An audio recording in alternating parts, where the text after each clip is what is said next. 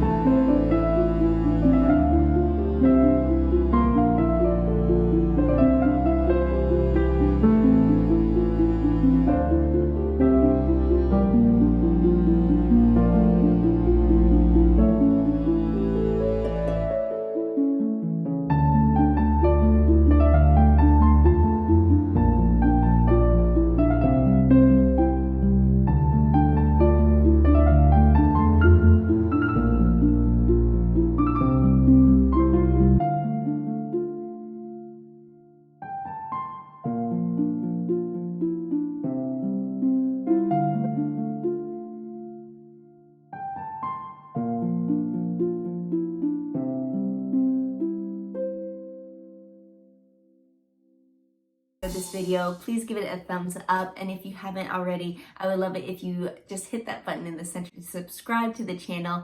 And I will see you next time, lovely. Stay safe and stay healthy.